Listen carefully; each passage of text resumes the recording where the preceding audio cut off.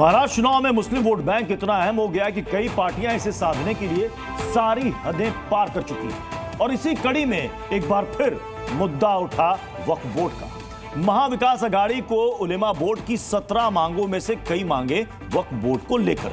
इधर महाविकास अघाड़ी ने इन मांगों पर अपना स्टैंड क्लियर करके वक्फ को लेकर अपना मत तो साफ कर दिया, लेकिन आज एक जवाब आया केंद्रीय गृह मंत्री अमित शाह की तरफ से।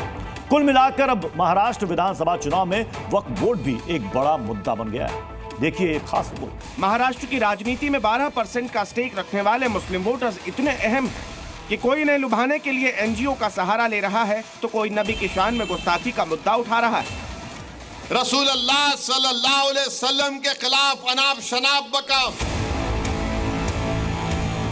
लेकिन भाईजान के मुद्दों में अब सबसे बड़ा मुद्दा हो गया है वक्फ बोर्ड।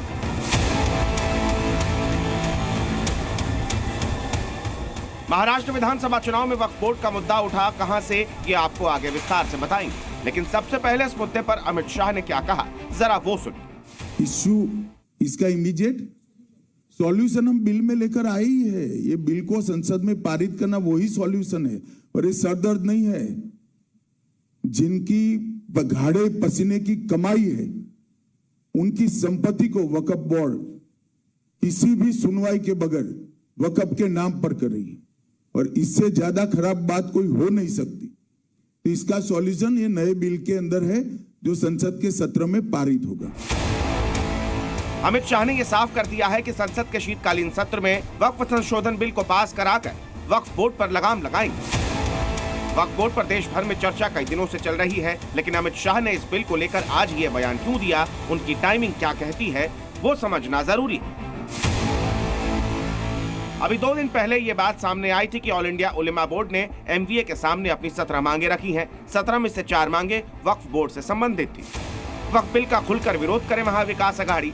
महाराष्ट्र में वक्फ मंडल के लिए 1000 करोड़ का फंड दिया जाए। महाराष्ट्र राज्य वक्फ बोर्ड में 500 कर्मचारियों की भर्ती हो। महाराष्ट्र राज्य वक्फ बोर्ड की संपत्तियों से अतिक्रमण हटाने के लिए कानून पारित हो। महाविकास अघाड़ी ने इन 17 मांगों पर अपनी हामी भर दी। इन मांगों को मानने के बाद ये माना जा रहा है कि मुसलमानों के वोट पाने के लिए इन मांगों पर हामी भरना महाविकास अघाड़ी की मजबूरी थी। लेकिन इधर ओवैसी भाईजान मुसलमानों का वोट महाविकास अघाड़ी की तरफ जाते कैसे देख सकते हैं, लिहाजा उन्होंने भी वक्फ बिल को लेकर अपनी अलग कहानी सुनाई। जब वक्फ का बिल पेश हुआ तो कौन लड़ रहा था? उस वक्फ के कानून के इंट्रोडक्शन पर असदुद्दीन ओवैसी अकेले लड़ रहा था।